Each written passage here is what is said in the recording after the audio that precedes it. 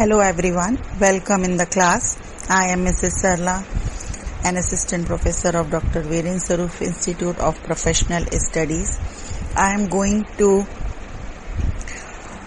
take your CTET class in which I will take the subject CDP, Child Development Pedagogy. Today I am going to start the second one topic, concept of inclusive education in child development pedagogy. What is inclusive education? What are the characteristics? Why it is needed and all.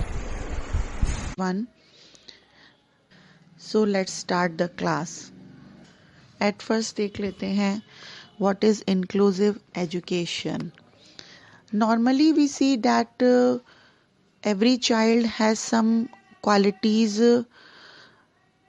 These qualities may be related to heredity or may not be, but we see that on the basis of these qualities, the children's education level depends.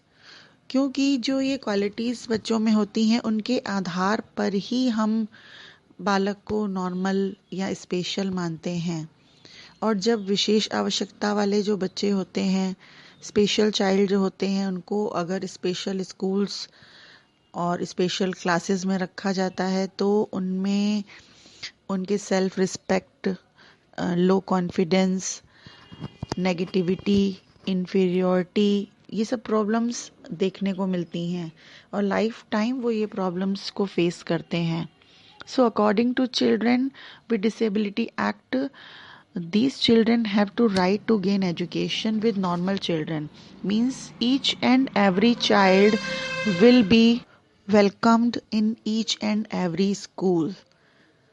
समावेशी शिक्षा वह शिक्षा मानी जाती है जिसमें एक सामान्य विद्यालय में जो बाधित बालक होता है और सामान्य बालक होते हैं, दोनों को एक साथ शिक्षा दी जाती है. जो फिजिकली या मेंटली डिसेबल्ड होते हैं, इम्पेयर्ड बालक होते हैं, सामान्य बालक की अपेक्षा देर से सीखते हैं. बट अगर हम कुछ उनकी डेली एक्टिविटीज़ को, कुछ ऐसी आदतों को, कुछ ज़रूरी चीज़ों को अगर उनमें परफेक्शन ले आते हैं, उनको सिखा देते हैं, तो वो बालक भी सामान्य बालकों के साथ बैठने के काबिल हो जाते हैं, वे भी उनके साथ शिक्षा ग्रहण करने लायक हो जाते है. तो समावेशी शिक्षा क्या है? इंक्लूड एवरीवन, ईदर नॉर्मल और स्पेशल, चाहे वो सामान्य हो वह विशेष हो, तो उसको एक साथ ही रखकर शिक्षा देना. Educate together in a school. It helps physically and mentally handicapped children to get education in normal classroom, in normal school with normal children, to meet special needs by providing specialized services without any discrimination. Next point is, तो समावेशी शिक्षा में क्या होता है कि छात्रों को बिना किसी भेदभाव के सीखने और सिखाने के अवसर दिए जाते हैं. इनमें बालकों के जो स्कूली जीवन है, जो स्कूल लाइफ है, उसके सभी पहलुओं में सीखने, पार्टिसिपेट करने, कंट्रीब्यूशन करने हेतु उनको सहयोग दिया जाता है. इसके अंतर्गत स्कूल्स, क्लासेस, प्रोग्राम्स, एक्टिविटीज़ को इस तरह से ऑर्गेनाइज्ड किया जाता है, इस तरह से डेवलप्ड किया जाता है कि सभी छात्र एक साथ बैठकर एक साथ भाग लें, एक साथ शिक्षा ग्रहण करें.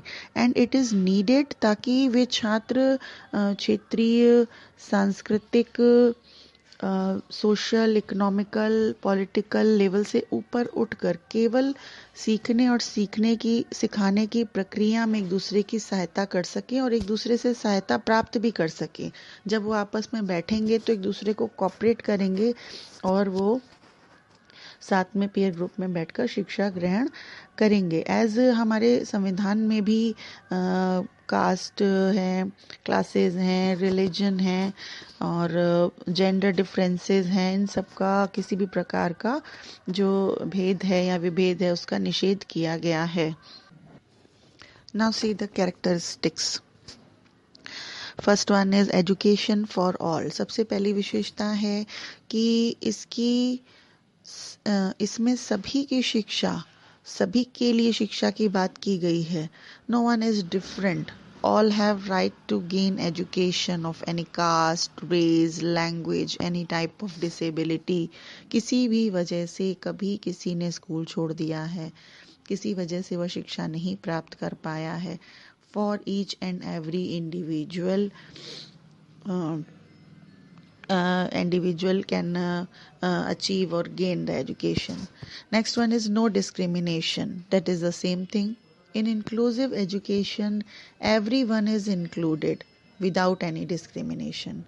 Not of status, not of color, not of religion. सभी को बिना किसी भेदभाव के, चाहे वो फिजिकल डिसेबिलिटी हो या मेंटल हो या लर्निंग हो, everyone is accepted, everyone is welcomed. Next one is fundamental right. Each and every citizen has to right to gain education. Our constitution has given this fundamental right to us कि कोई भी इससे वंचित क्यों रह जाए.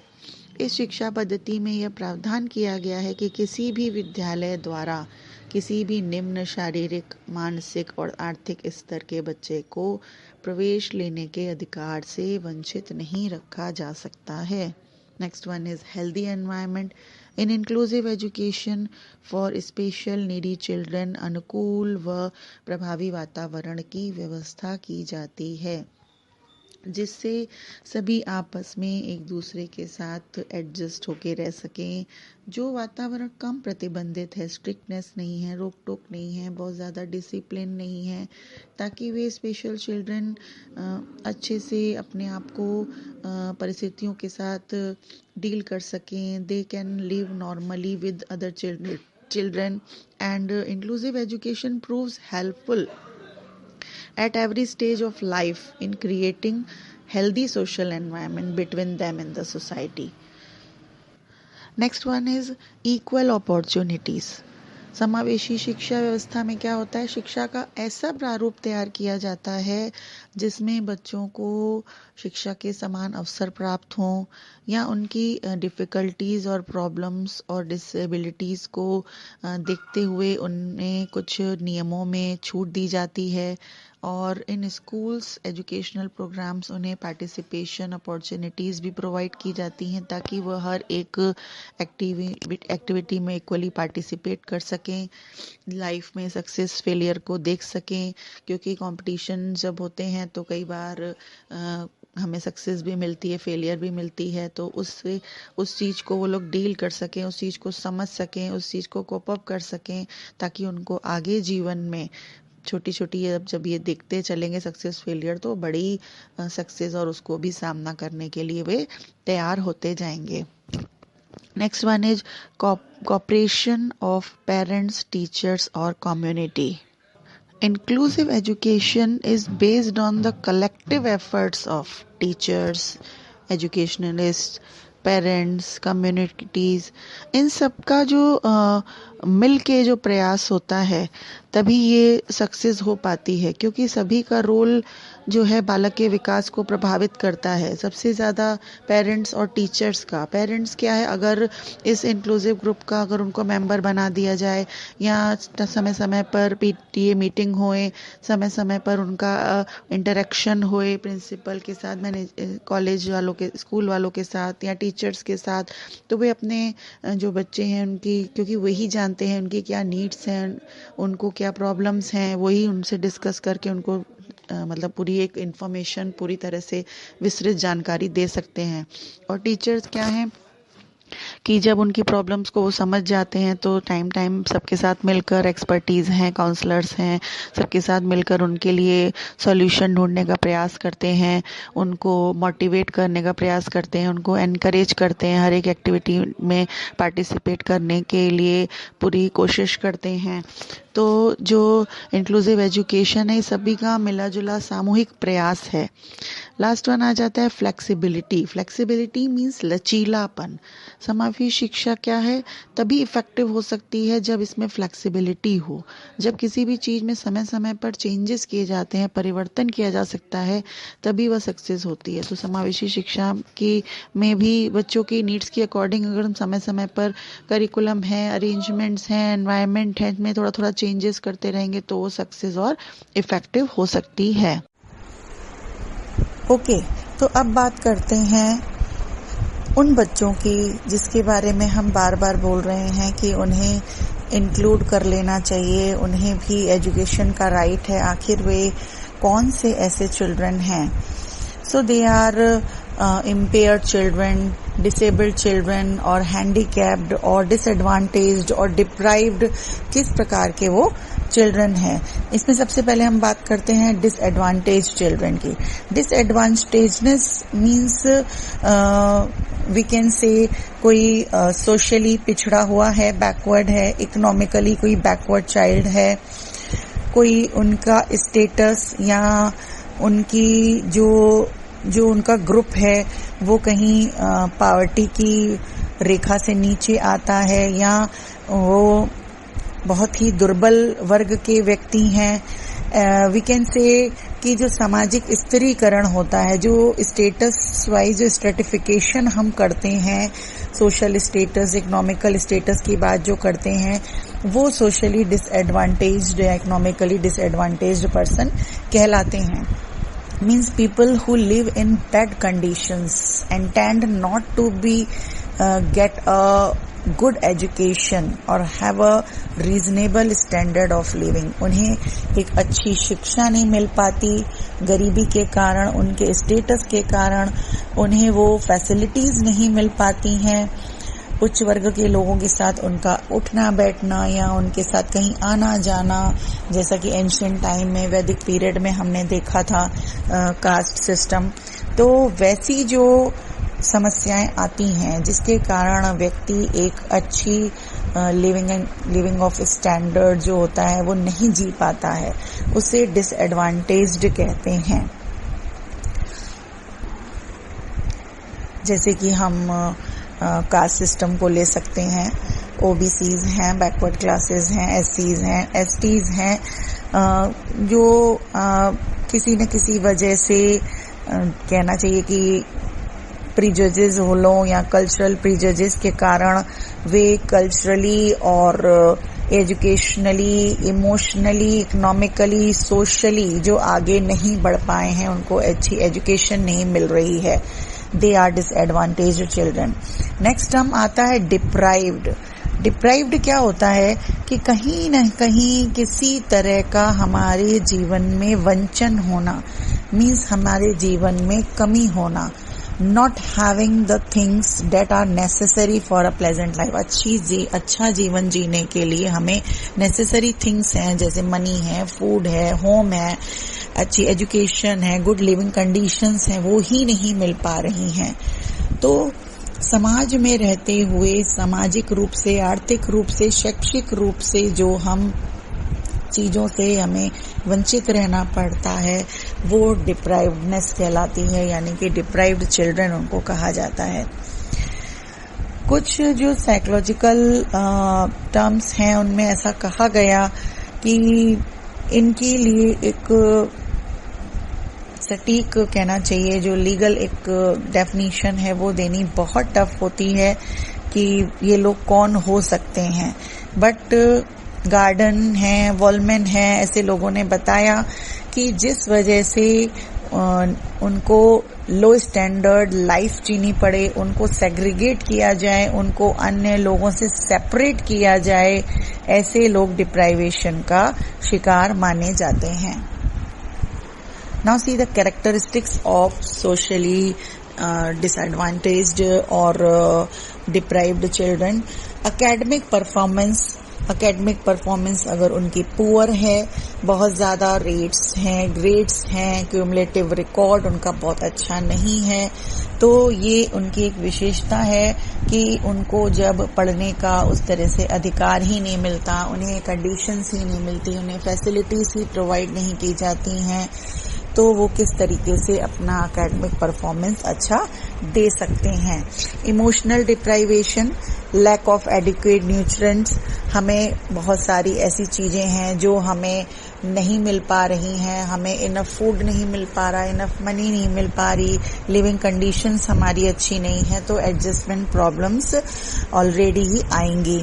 Learning disabilities, ये एक ऐसा टर्म है जिसमें अगर हम पढ़ने जाते भी हैं, हमें ऐसा फैसिलिटी मिल रही है कि पढ़ने जाते हैं, बट इतनी एनालिटिकल एक एबिलिटी हमारी इतनी अच्छी नहीं है, क्योंकि हमें बचपन से ही proper food, proper nutrition, favourable environment, proper facilities, ऐसी चीजें नहीं मिली हैं, तो कहीं ना कहीं हम दिमागी रूप से थोड़े से कमजोर हो गए हैं। जो सीखने की जो असामान्यता है और निर्योग्यता है वो हमारे अंदर आ गई है, क्योंकि सामाजिक आर्थिक स्तर निम्न होता है, सांस्कृतिक स्तर हमारा लो होता है, जिसके कारण हमें जो कहना चाहिए कि वर्ल्डली नॉलेज होती है, सांसारिक ज्ञान होता है, उसकी कहीं ना कहीं लैकनेस होती है। हमारे सराउंडिंग्स में जो भी इंसिडेंट्स हो रहे हैं, जो भी घटनाएं हो रही हैं, उससे हम कहीं ना कहीं अनभिज्ञ होते हैं।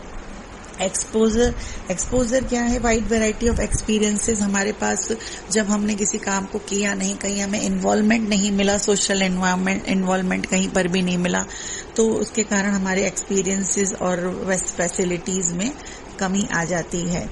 सोशल सर्कल, क्योंकि हमारा सोशल, इकोनॉमिकल, एजुकेशनल स्टेटस बहुत डाउन है, इसलिए हम सोशल सर्कल नहीं मिल पाता। सेल्फ कॉन्सेप्ट हमारे क्लियर नहीं होते हैं, हमें किस तरीके से सोसाइटी में अपनी पहचान बनानी है, क्योंकि लैक ऑफ मनी जो एक प्रॉब्लम होती है, वो एक बहुत बड़ी प्रॉब्लम मानी जाती है, जिसमें हम जब पैसा नहीं है तो हम अच्छी फैसिलिटीज के बिना बहुत सी चीजें अचीव नहीं जीवन में कर पाते हैं, और जब अचीवमेंट्स नहीं होते हैं तो लो सेल्फ कॉन्सेप्ट और लो सेल्फ एस्टीम की भावना हमारे अंदर होती है। फ्यूचर प्लानिंग हमारी उस तरीके से नहीं हो सकती है, क्योंकि हमारे पास हमारा जो स्टेटस है सोशल और इकोनॉमिक वो बहुत डाउन होता है, जिससे मैं प्लानिंग नहीं कर सकती। जितना जो हमारे लिए उस समय अवेलेबल होता है उसी में ही गुजारा करना होता है, तो अच्छी लिविंग कंडीशंस ना होने के कारण फ्यूचर प्लानिंग भी नहीं हो पाती है। वर्बल लैंग्वेज, क्योंकि हम ऐसे माहौल में रह रहे होते हैं, ऐसी कंडीशंस हमें नहीं मिलती हैं जिसमें हम बहुत से अच्छे से स्टेटस अकॉर्डिंग लैंग्वेज को यूज कर सकें। तो लैंग्वेज जो होती है वो हमारा जो वोकैब्स होती हैं पुअर होती हैं, हमारी वर्बल लैंग्वेज जो एक्सप्रेशंस होते हैं वो इतने अच्छे नहीं हो पाते हैं। इंटेलेक्चुअल फंक्शनिंग, क्योंकि प्रॉपर न्यूट्रिशन नहीं मिल सकता, प्रॉपर एम्बियंस हमें नहीं मिल रहा है, एडिक्वेट एनवायरनमेंट नहीं मिल रहा है, तो हमारी जो इंटेलेक्चुअल फंक्शनिंग है उसमें डिक्लाइननेस दिखती है। हम कहीं ना कहीं हीन भावना से ग्रसित रहते हैं, हमारे अंदर एंग्जाइटी होती है, फियर होता है, हमारी जो सोच होती है वो नेगेटिव होती है, एस्पिरेशन लेवल लो होता है, इस वजह से हमारा आईक्यू लेवल भी ज्यादातर लो हो जाता है। तो हमारी मेमोरी बहुत अच्छी नहीं होती है, स्टेबल हमारी लर्निंग नहीं हो पाती, हमारे अंदर प्रॉब्लम सॉल्विंग की जो एबिलिटी है वो अच्छी डेवलप नहीं हो पाती है, हमारी इंटरेस्ट का जो स्कोप है, जो फील्ड है, जो क्षेत्र है वो बहुत ही लिमिटेड होता है, जिसकी वजह से हमारे एजुकेशनल अचीवमेंट भी लो होते हैं। So these were the characteristics of disadvantaged or deprived children.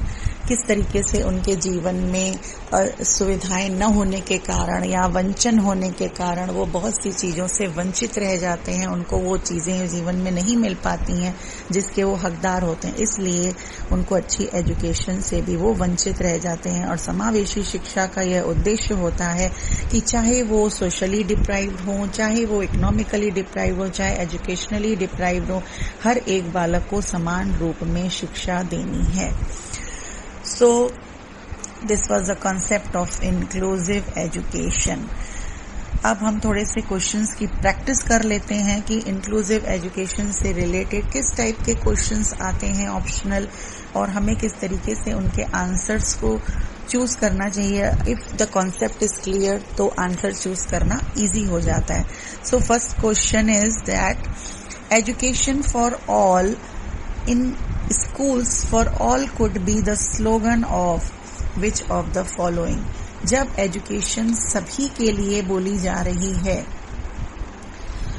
कि सभी लोग एजुकेशन गेन करें या सभी को शिक्षा का अधिकार है, तो ये किसके प्रचार वाक्य हो सकता है?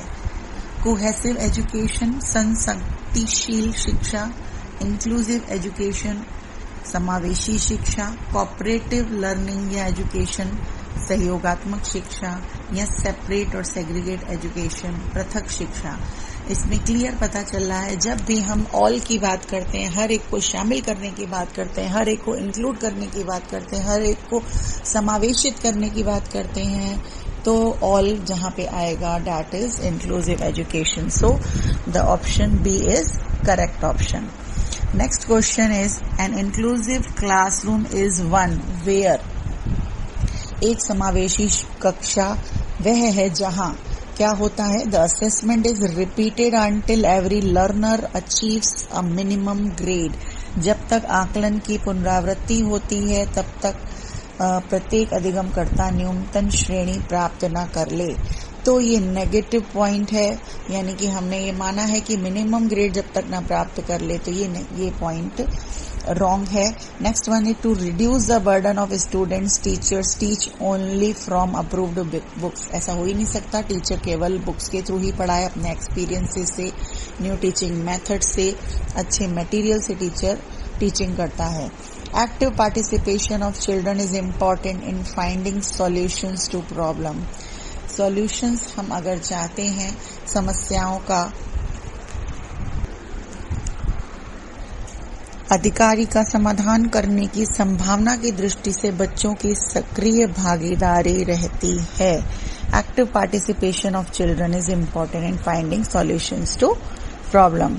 Next one is teachers create an environment for diverse and meaningful learning experiences for each learner, यानी कि हर एक के लिए अध्यापक ऐसा उसके लिए परिवेश का, एनवायरनमेंट का निर्माण करता है मीनिंगफुल लर्निंग एक्सपीरियंसेस का। सो डी ऑप्शन इज करेक्ट कि वो उनके लिए एनवायरनमेंट क्रिएट करता है। जैसा कि इंक्लूसिव एजुकेशन में मैंने बताया कि स्टूडेंट्स के लिए हमें फैसिलिटीज प्रोवाइड करनी है, उनको फैसिलिटेट करना है, उनको ऐसा एनवायरनमेंट देना है, सिस्टम में चेंज करना है, ना कि बच्चे में चेंज करना है।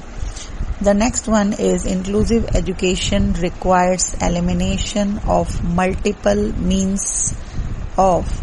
समावेशी शिक्षा डैश के विविध जरियों के निष्कासन पर बल देती है। रिप्रेजेंटेशन प्रस्तुतिकरण के, एक्सप्रेशंस अभिव्यक्ति के, एंगेजमेंट संलग्नता के, और डिस्क्रिमिनेशन भेदभाव के। इंक्लूसिव एजुकेशन का मीनिंग है विदाउट एनी डिस्क्रिमिनेशन, हमें हर एक को एक्सेप्ट करना है, हर एक को गले लगाना है, हर एक को कक्षा में लेना है, हर एक को स्कूल में समाहित करना है। तो यहाँ पे discrimination is the right answer कि उसको ही हम एलिमिनेट कर रहे हैं। The next one is to promote inclusion a teacher should encourage competition, implement teacher-centered pedagogy, ignore individual differences, practice universal design for learning. यानी कि समावेशन को समुन्नत करने के लिए अध्यापक को क्या करना चाहिए?